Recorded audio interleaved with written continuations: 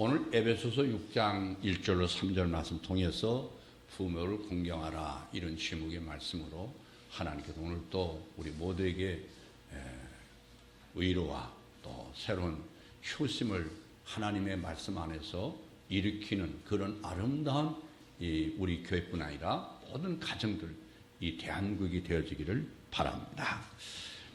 여러분 지난 주 동안 정말 무겁게 한 주간 보낸 줄 압니다. 저도 무겁게 보냈습니다. 제가 사실상 고향분에 대해서 소개 한번 하자면 여러분 뽀빠이 이상용 씨 잘 아시잖아요. 그분은 제 고향분입니다. 그리고 사실상 단순히 고향분이 아니라 제 중학교 7년 선배예요.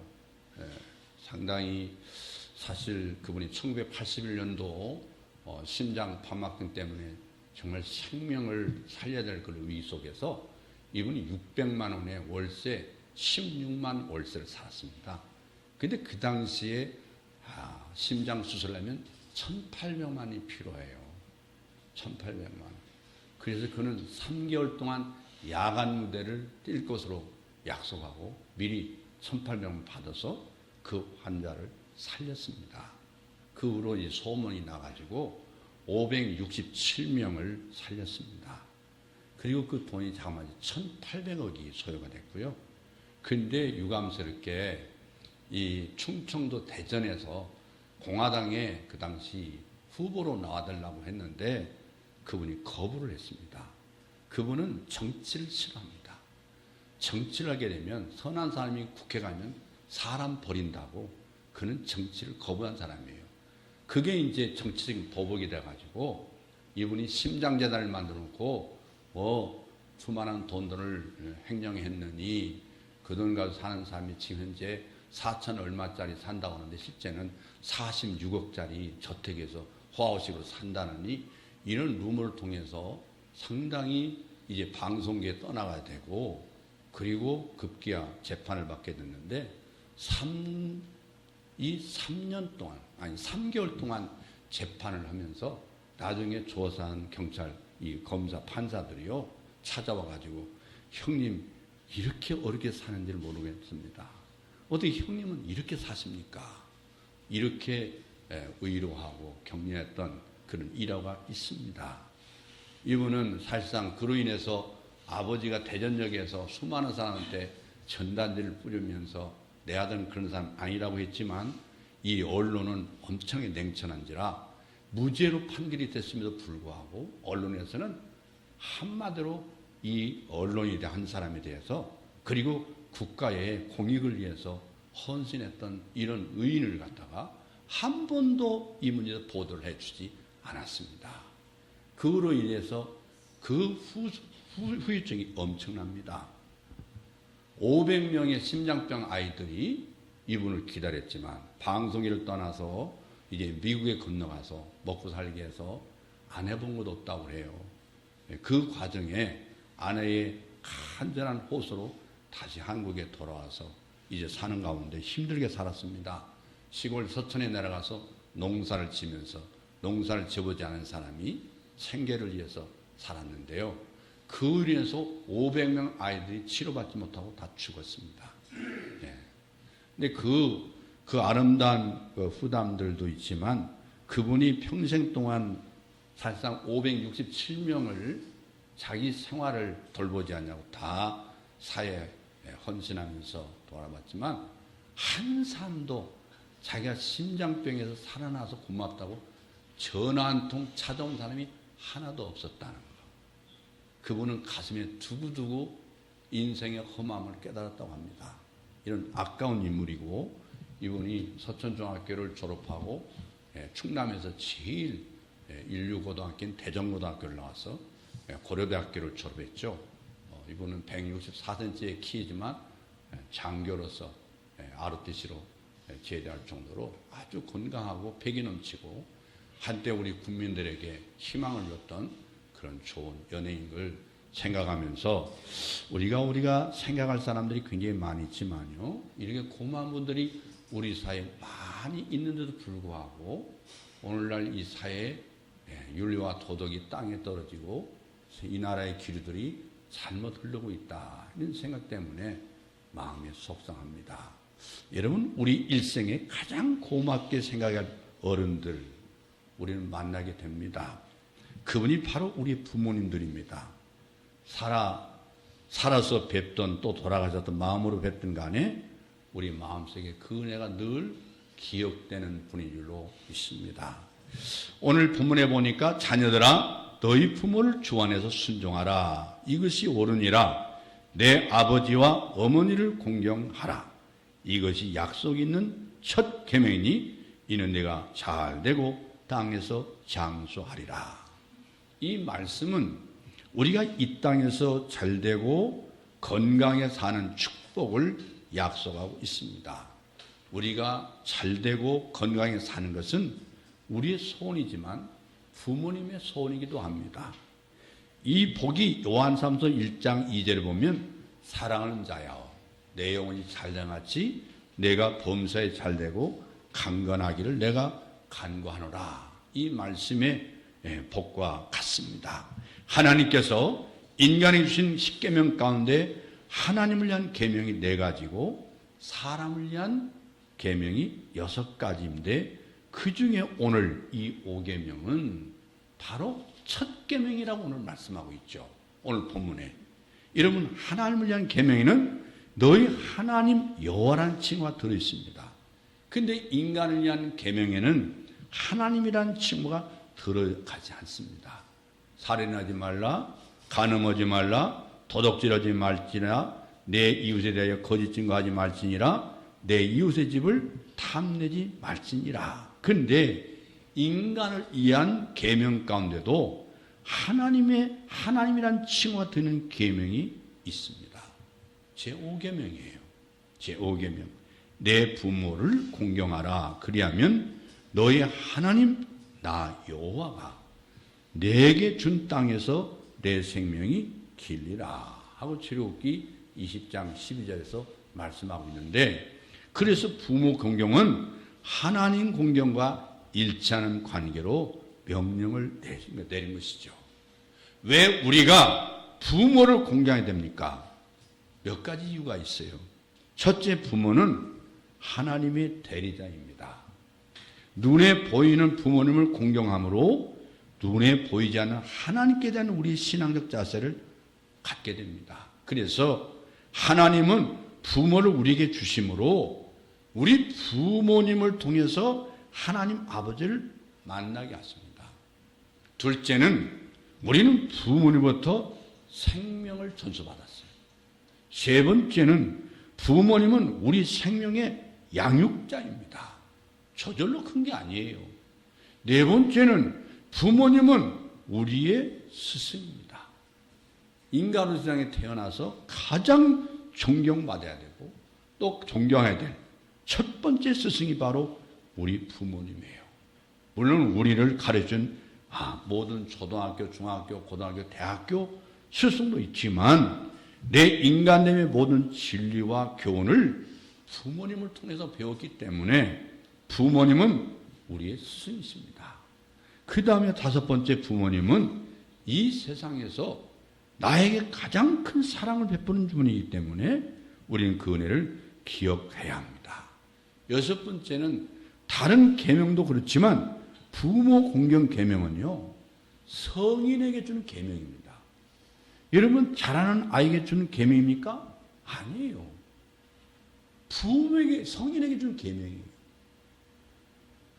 이런 마음으로 부모님을 공경하게 될 때 부모님께서 부모를 공경하는 자에게 주는 축복이 오늘 3가지를 소개하려고 합니다.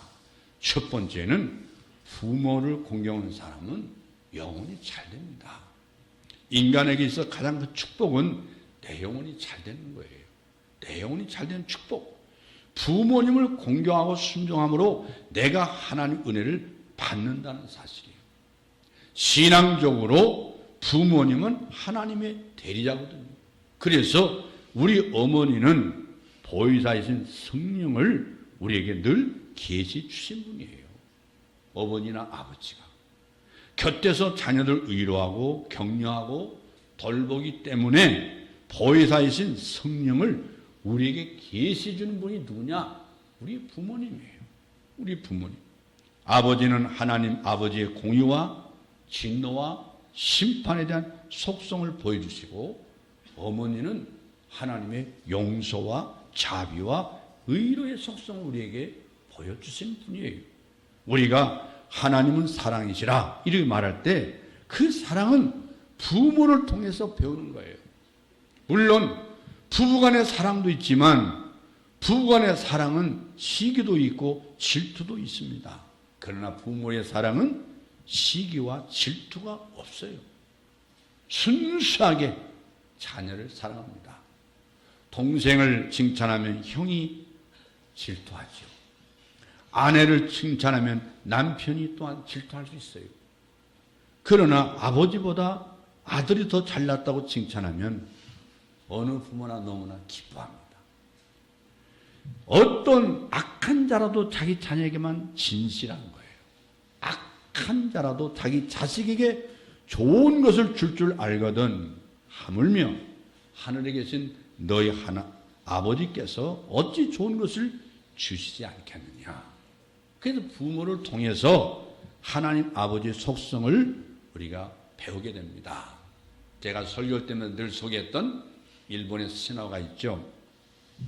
어떤 청년이 애인을 사귀게 됐어요. 사랑에 깊이 빠졌는데, 그런데 유감스럽게 그 애인이 죽을 병에 걸렸어요. 의사한테 가서 진단 받아보니까 사람의 간을 먹으면 살아날 수 있다. 이런 진단을 받고는 이 청년이 그 말 듣고 밤중에 잠자는 자기 어머니를 죽였습니다. 그리고 어머니의 간을 빼가지고 애인을 살리기 위해서 급히 달려갑니다. 그러니까 그 달려가는 어머니의 혼이 뒤따라가면서 아들아 천천히 가거라. 간 떨어지면 못 쓴다. 잘 들고 가서 내 애인을 먹여야 되니까 천천히 조심해서 가거라. 이렇게 했다는 이야기가 있어요. 이건 곧 무엇을 얘기하는 겁니까?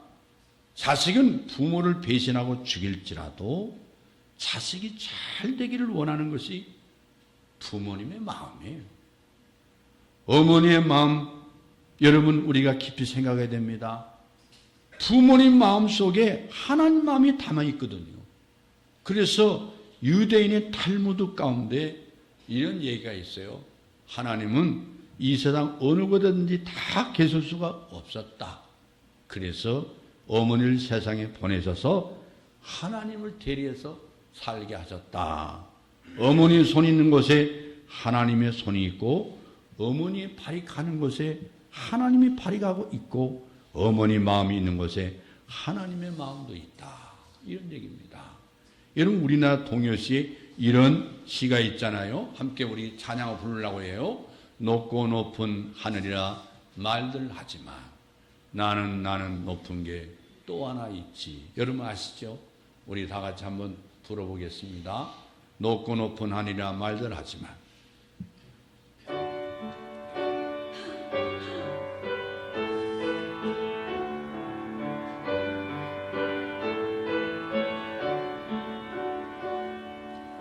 높고 높은 하늘이라 말들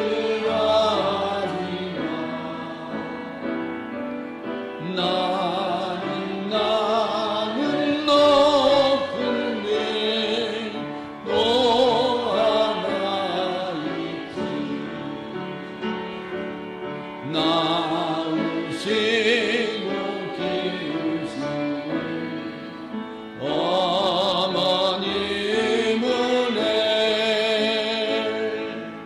푸른 하늘 그보다도 높은 것 같아. 넓고 넓은 바다라고 말은 하지만 나 넓은 게 또 하나 있지.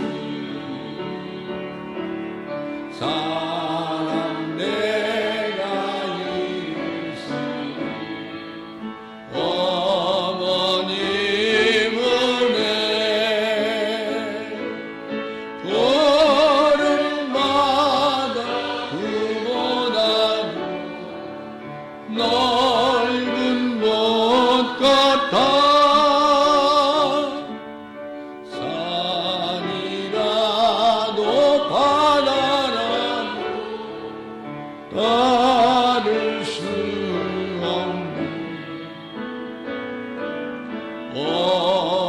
어머님의 큰 사랑, 거룩한 사랑,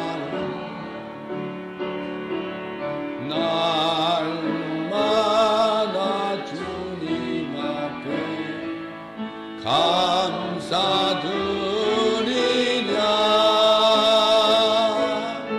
사랑의 어머니 주신 은혜는 우리가 이 땅에 살면서 우리 하나님의 은혜 받기를 원한다면 부모님의 은혜를 알아야 합니다. 하나님 마음에 맞는 신자가 되기 원한다면 부모님의 마음에 맞는 효자가 되면 틀림없이 하나님 마음에 맞는 것이죠. 부모님 마음에 안 맞는 자식이 교회 와서 하나님 마음에 맞는다는 것은 기적 같은 얘기입니다. 부모님 마음 하나 못 맞춘 사람이 어떻게 하나님의 마음을 맞추겠어요? 부모님에게 불효하는 자식이 어떻게 하나님 앞에 효도를 할 수 있습니까? 최고의 효자는 예수님이에요. 예수님이 요단강에서 세례 받으실 때 하늘로부터 들려온 음성이 있어요. 이는 내 사랑하는 아들이요 내 기뻐하는 자다. 예수님 눈에 보이는 육신의 부모에게 순종하면 여러분 효자가 될 때 하나님이 효자가 되기 시작하는 거예요. 예수님께서 12살 때 부모님과 함께 명절 지키러 예루살렘에 갔어요. 명절 지키고 집으로 돌아오는데 예수가 안 보여요. 그래서 다시 돌아가서 사흘길을 헤매고 다닙니다. 내 아들 예수를 보았어. 그러다가 사흘째 되는 날 혹시 성전에 있을까 해서 성전에 갔더니 예수가 랍비들의 말씀을 듣기도 하고 질문하는데 모든 사람이 그 지혜에 놀랐다고 그랬어요. 그때 어머니가 예수여 어찌하여 부모에게 근심을 끼치는고? 그때 예수가 한마디 말합니다. 내가 내 아버지 집에 있어야 할 것을 어찌 몰랐습니까? 그런데 누가 보면 2장 51절에 보면 예수께서 한 가지 내려가사 죄송한 마음으로 어머니를 모시고 아버지를 모시고 내려가사 나사렛에 이르러 순종하여 받드시더라. 순종하여 받들더라. 이 말은 부모에게 효를 다하여 공경했단 말이죠. 예수님 부모에게 순종하고 받들었습니다. 예수님은 30년 동안 아버지를 놓아서 목수일을 했어요. 예수님은 아버지가 하는 일을 없인 여기고 불쌍한 것이 아니라 아버지 직업을 자랑스럽게 여기면서 아버지에게 순종했어요. 자기 아버지가 농사를 짓던 길거리에서 포장마차를 하던 청소부 일을 하든 간에 그 직업을 천하게 여기지 아니하고 받들어 준다는 게 바로 아버지의 공경입니다. 우리는 아버지가 무슨 일을 하든지 아버지를 공경해야 돼요. 그 아버지가 일을 통해서 우리가 살아가고 있는 거예요. 예수님은 30살이 될 때까지 아버지에게 순종하면서 목수일을 했어요. 그런데 그것으로 끝난 게 아니라 마지막 십자가에 죽을 때 어머니가 아들의 죽음을 보도록 했어요. 지금까지는 어머니의 아들로 살았지만 이제는 하나님의 아들로 죽습니다. 어머니, 나는 지금 어머니 아들로 죽는 것이 아니라 하나님의 아들로 만백성의 죄를 짊어지고 죽노니 어머니도 나를 보시고 죄사함의 은혜를 받아서 구원의 여종이 되소서. 아마 이런 심정을 가지고 아들이 눈물 흘리고 피 흘리고 십자가에 외치는 가장친을 다 듣도록 하셨습니다. 그러면 옆에 있는 사랑하는 제 요한에게 이렇게 부탁합니다. 내 어머니다. 그리고 어머니 마리아에게 여자여 보소서 아들입니다. 이렇게 말씀하십니다. 예수님께서 어머니 향해서 여자여라고 하는 말, 제가 강조하고 또 강조하는 제가 기독 가운데 깨달은 하나님의 구속사를 보면 모든 강해 설교달 신학자들이 박사들이 기부인을 지칭하는 말이다. 그렇게 해석해 놨어요. 아주 잘못된 해석입니다. 예수님의 그 말 속에는 다른 의미가 담겨 있어요. 나는 언약의 아들, 하나님의 아들입니다. 창세기 3장 15절에 언약의 성취를 위해서 온 메시아입니다. 이 말입니다. 그래서 어머니로 하여금 구원받게 하신 것이죠. 여러분, 예수님은 마지막 십자가에 죽으시면서까지 사람의 아들로 효를 다했습니다. 최고의 공경은 부모가 구원받도록 하는 거예요. 이것은 자녀가 부모에게 할 수 있는 최고의 공경이요. 결국 예수님은 우리의 육신의 부모를 공경함으로 하나님의 효자가 되었던 것이죠. 하나님의 효자가 되기를 원하십니까? 그냥 부모에게 공경해야 됩니다. 성경에서 여러분, 믿음의 사람은 다 부모를 공경함으로 축복받았어요. 하나님께서 아브라함에게 내 아들 이삭을 번제 드리려 할 때 아브라함은 한 말씀에 순종해서 아들 이삭을 데리고 모리아산에 올라갔어요. 아들 이삭은 아버지 말씀에 순종해서 장작더미 위에 결박을 당합니다. 아브라함과 이삭은 하나님께 순종함으로 말미암아 은혜를 받아요. 하나님이 예비하신 대속의 양을 만나게 됩니다. 그리고 대신해서 양을 번제로 드림으로 말미암아 장차 예수 그리스도가 대속의 제물로 죽을 것을 모리아산에서 계시를 받는 거예요. 한마디로 말하면 순종과 공경함으로 예수를 만나게 되는 거죠. 요셉은 야곱의 사랑받는 아들로 아버지에게 효자였을 뿐 아니라 하나님의 효자예요. 그래서 예수의 모형이 되는 거예요. 역사상 이 예수를 가장 잘 보여준 사람이 되는 겁니다. 다윗은 2세의 8째 아들로서 부모님께 말씀에 순종해서 양떼를 돌보는 일을 했잖아요. 하나님 공경했어요. 그래서 다윗은 순종과 공경으로 예수를 보여주는 왕이 된 거예요. 모세는 미디안 광야에서 장인 이도로의 약물을 치면서 장인에 순종했습니다. 또 모세가 광야에서 이스라엘 백성들을 재판하고 돌보니라 지쳤을 때 그대는 또 온 백성 가운데 제대기 겸전한 자 곧 하나님을 두려워하며 진실무망하며 불의한 일을 미워하는 자를 빼서 백성 위에 세워 천부장과 백부장과 50부장과 10부장을 삼아 그들로 때를 따라 백성을 재판하게 하라. 장인의 권면을 받아들이고 그 말 듣고 60만 대군의 질서를 잡았던 거예요. 사위가 장인과 장목의 순종을 공경하는 것도 마땅히 해야 될 효도입니다. 마땅히. 어떤 사람은 제 부모에게 순종하면서 장인, 장모를 외면한 사람이 있어요. 이 사람은 복을 받을 수 없어요. 부부는 한 몸이기 때문에 아내의 부모가 곧 남편의 부모예요. 그래서 남자들은 내 부모의 아내의 부모 똑같이 받들어야 합니다. 두 번째는 부모를 공경하는 사람은 인격이 바르게 돼요. 여러분, 공부를 많이 한다고 인격이 높아지는 게 절대 아닙니다. 은혜를 받을 때, 은혜를 할 때 그 인격이 높아지는 거예요. 하나님의 은혜를 아는 데서 은혜가 시작되는 거거든요. 부모님의 은혜를 모르는데 하나님의 은혜를 어떻게 알겠어요? 부모의 은혜를 모르는데 사람 때문에 은혜를 알겠습니까? 사람 때문에 은혜를 가지기를 주의 이름으로 축원합니다. 여러분 잘 보시죠. 우리 사회가 지금 어디로 가고 있는지. 이 나라의 통치권을 따라 장관이나 국무총리는 죄도 아닙니다. 국무총리, 장관 모든 사람들 보면 실망하잖아요. 그들이 배운 지식과 신앙은 다 어디 갔는가? 통탄하지 않습니까? 여러분, 하나님의 은혜를 안 받아서 그래요. 하나님의 은혜를 받아야 인격을 갖추는 거예요. 성경은 불효자에 대해서 무서운 경고를 합니다. 출애굽기 21장 15절 보면은 자기 아비나 어미를 치는 자는 반드시 죽이라고 했어요. 반드시 죽일지니라. 레위기 20장 9절에 보면 무릇 그 아비나 어미를 저주한 자는 반드시 죽일지니. 그리고 신명기 21장 18절에 보면 사람에게 완악하고 패역한 아들이 있어 그 아비의 말이나 그 어미의 말을 순종치 아니하고 부모가 징책하여도 듣지 아니하거든 그 성읍의 모든 사람들이 그를 어떻게? 돌로 쳐 죽이라고 했어요. 돌로 쳐 죽여라. 여러분, 이 말씀을 제가 깨닫고는 나는 죽어야 될 사람이에요.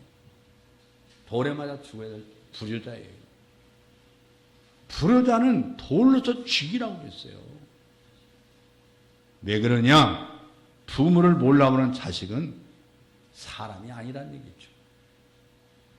하나님이 사람을 지금 후회했다고 했잖아요. 창세기 6장에 보면. 여러분, 공부만이 한 자식들이 부모를 죽이는 경우가 더 많습니다. 그러니까 재산이 많은 분들은 자식 조심해야 돼요. 요즘 바로 밤에 잠잘 때 문을 잠그고 자식이 찾아서 문을 잘 열어주지 않는데요. 누구냐? 그래서 아들입니다. 그러면 밖에서 얘기해라. 참으로 무서운 세상이에요. 어제는 친구들 만났는데 한 친구가 통 터는 거예요. 아들도 호적에서 빼지만 며느리는 더 나쁘다. 엄청나게 흥분해가지고 그냥 눈가에 이슬이 맺힌 가운데 자식 불효자 뒀다고 한탕 통탄하고 자기가 모은 재산이 많은데 그 재산을 심지어 딸의 어머니까지 나서서 아버지는 경찰서 총무과장을 했다고 하면서 이런 집안의 딸을 내 며느리 삼는 게 얼마나 통탕스럽다고 한동안 그 친구를 달랭이라고 해먹었습니다. 여러분, 어느 회사 사장은요, 자신의 회사가 잘 되는 비결을 사원 채우는 방법에서 찾았다고 하잖아요. 뭐 화려한 학력도 있고 경력도 있고 인물도 좋지만 최후의 사장이 면접할 때 이 사람이 부모를 공경하느냐. 이 문제에서 부모를 공경하는 사람은 이력서 볼 거 없다. 채용했다는 거죠. 내 아들아, 내 아비의 훈계를 들으며 내 어미의 법을 떠나지 말라. 이는 내 어머 머리에 아름다운 관이요 내 목에 금사슬이니라. 잠언서 1장 8절에서 말씀하고 있어요. 부모를 공경하고 그 말씀 순종한 사람은 머리에 아름다운 금요관을 쓴 것 같고 목에 금사슬을 건 것처럼 빛나게 된다. 이런 말씀입니다. 할렐루야. 네. 여러분, 이 땅에서 최고의 효자는요, 또 시어머니 잘 받드는 며느리예요. 성경 가운데 룻이라는 여인 있지 않습니까? 룻은 남편이 죽고 없는데 재산도 없는 외국인 시어머니를 공경하고 따랐습니다. 시어머니는 따라오지 말라고 극구 말렸는데 룻은 나로 어머니를 떠나며 어머니를 따르지 말고 돌아가라. 강권하지 마옵소서. 어머니 가시는 곳에 나도 가고 어머니께서 유숙하는 곳에서 나도 유숙하겠나이다. 어머니 백성이 나의 백성이 되고 어머니 하나님이 나의 하나님이 되시리니 어머니께서 죽으시는 곳에서 나도 죽어 거기 장세될 것이라. 여러분, 결국 어머니, 이 시어머니는 룻의 간청을 거절할 수 없어서 그 나오미를 데리고 베들레헴으로 돌아옵니다. 정말 수치고 부끄러운 일이죠. 하나님께서는 그렇게 극진하게 시어머니 받드는 그에게 보아스를 만나게 하시고 위대한 다윗 왕의 할머니가 되게 하고 그리고 예수님의 족보에 오르는 축복을 받게 됩니다. 여기서 여러분, 여자가 착한지 안 착한지 평소에 알 수가 없잖아요. 시어머니에게 하는 걸 보면 알 수 있는 거예요. 남편이 잘하고 자식이 잘하는 것은 알 수가 없어요. 내 남편을 낳아준 어머니, 시어머니를 잘 받는 여자가 착한 여자예요. 세 번째는 부모를 공경하는 자는 잘 되는 복을 받습니다. 우리는요, 부모에게서 좋은 것만 받는 게 아니에요. 어떤 때는 나쁜 병도 받고 나쁜 성격도 유전으로 받습니다. 혈기도 받고 상처도 받고 심지어 부모의 죄까지도 우리 유전을 받지 않습니까? 우리가 죄인으로 태어났기에 한 가지 받는 은혜가 있어요. 예수 그리스도 안에서 하나님의 자녀가 되게 하신 거예요. 그래서 다윗은 이렇게 고백합니다. 시편 51편 5절에 내가 죄악 중에 출생하였으며 모친이 죄 중에서 나를 잉태하였나이다. 우리 유전죄라는 이 자체를 거부할 수 없어요. 우리는 종종 부모로서는 말합니다. 나는 부모로부터 별로 받은 것이 없습니다. 물질적인 유산을 받는 게 없다고 말해요. 그런데 우리는 물질적인 유산을 받기 전에 생명을 유산을 받았잖아요. 생명. 우리가 성장하는 과정에서 부모님부터 부정적인 자상도 받아요. 부모님이 원만하지만 성격도 내 몸 안에 들어와 있어요. 부모님이 분노하던 성품도 내게 잠재되어 있단 말이에요. 나는 때때로 화를 내게 됩니다. 그런데 이것까지도 은혜를 알고 감사할 때 도리어 복이 됩니다. 복이 돼요. 여러분, 한국 출판계에 센세이션을 일으켰던 작가가 있는데요. 그가 바로 시인인 유시화라는 시인이에요. 그가 쓴 시집에 보면 그대가 곁에 있어도 나는 그대가 그립다. 이게 엄청나게 팔린 책인데요. 물속에는 물만 있는 것이 아니다. 하늘에는 그 하늘만 있는 것이 아니다. 그리고 내 안에는 나만 있는 게 아니다. 내 안에 있는 이여, 내 안에서 나를 흔드는 이여, 물처럼 하늘처럼 내 깊은 곳 흘러서 은밀한 내 꿈과 만나는 이여, 그대가 곁에 있어도 나는 그대가 그립다. 청춘 남녀들이 연애 편지 쓸 때 많이 인용했겠죠. 그런데 그가 이 시를 쓰게 된 비밀이 있어요. 나에게 내 안에 있는 또 다른 나를 알게 해준 이 최초의 스승이 누구냐? 자기 아버지라고 고백했어요. 이 시의 배경은 아버지를 그리워서 쓴 시지 애인을 그리는 연애 편지 시가 아니에요. 그의 아버지는 나쁘게 말하면 무의도식하는 분이에요. 좋게 말하면 방랑하는 인생입니다. 집안 식구도 돌보지 않고 30년 동안 낚시하면서 세월을 보낸 분이에요. 어린 아들은 그 아버지를 이해할 수가 없었어요. 하루는 루시아가 강가에서 낚시하는 아버지를 찾아갑니다. 그 아버지 곁에 앉아서 아버지에게 물었어요. 아버지는 낚시하면서 무엇을 생각하세요? 그러니까 아버지는 낮은 목소리로 너는 물이 말하는 소리를 들어봤냐? 그곳에 앉아서 가만히 귀를 기울여라. 그러면 강물이 너에게 하는 말이 들릴 것이다. 유시아는 자식을 돌보지 않는 아버지를 원망할 수 있었지만 원망하지 아니하고 오히려 그런 아버지에게서 신비감을 느꼈다는 거예요. 그 아버지는 위대한 축복을 그 아들에게 남겨주었어요. 유명한 시인이 됐어요. 아버지에게도 물질적인 유산이 적다고 원망하는 자식이 있잖아요. 부모에게 나에게 해준 게 뭐예요? 아버지에게서 상처받아 그 상처로 한을 품고 살아가는 원수된 아들이 있습니다. 부모에게 한을 품는 자식이 있어요. 아버지의 모든 걸 은혜로 받아서 아버지를 공경하고 어머니를 물어보는 효자가 있어요. 효자나 불효자나 부모에게 받은 것이 있습니다. 부모에게서 생명을 받았잖아요. 외모를 받았어요. 그런데 불효자가 못 받은 게 있어요. 그건 은혜입니다. 은혜. 은혜는 효자만 받습니다. 은혜 받으면 하나님의 기업이 됩니다. 하나님께서 주시는 은혜와 축복을 그 부모를 통해서 아낌없이 주십니다. 그러므로 부모를 공경하는 하나님의 영광이고 무한한 은혜가 된 줄로 믿습니다. 이 은혜를 여러분이 있기를 주의 이름으로 축원합니다.